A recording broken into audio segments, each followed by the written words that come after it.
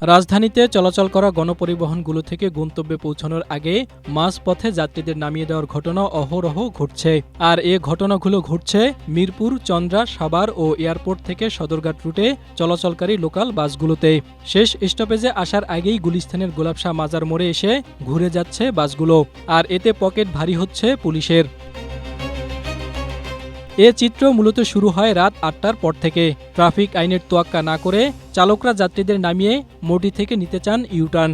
যাত্রীরা বলছেন, শুধু এই রুটে নয়, আরও বেশ কয়েকটি রুটের বাস রাত হলেই শেষ স্টপেজে যাওয়ার কথা বলে তুললেও পরে আর যায় না।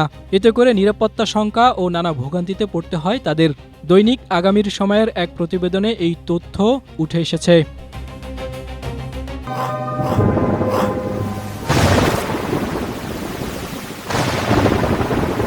প্রতিবেদনে বলা হয়, মাঝপথে যাত্রী নামিয়ে দেওয়ার পেছনে পরিবহন কর্মীরা দিচ্ছেন খোঁড়া যুক্তি।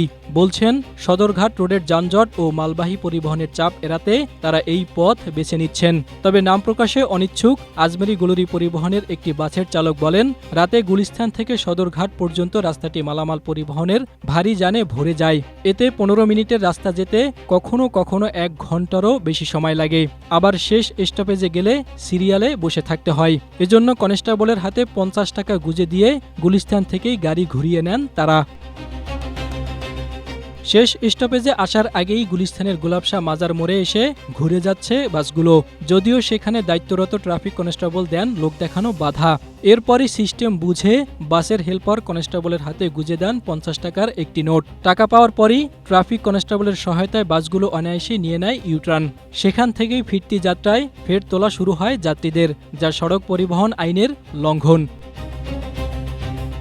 সড়ক পরিবহন আইন ২০১৮-এর ধারা ২৮ ও ৭৭ অনুযায়ী রুট পারমিটের শর্ত লঙ্ঘন করে নির্ধারিত গন্তব্যের আগে গাড়ি ঘুরিয়ে নিলে অনূর্ধ্ব ৩ মাসের কারাদণ্ড বা ২০,০০০ টাকা জরিমানার বিধান রয়েছে।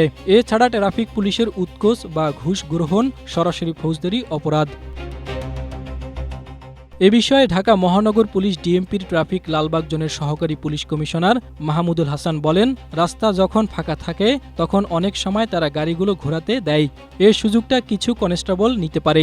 তবে রাজধানীর এই গুরুত্বপূর্ণ রুটে নৈশকালীন যাত্রীদের এমন হয়রানি বন্ধে এবং কনস্টেবলদের অনিয়মের বিরুদ্ধে দ্রুত প্রশাসনিক ব্যবস্থা নেওয়ার দাবি জানিয়েছেন ভুক্তভোগীরা।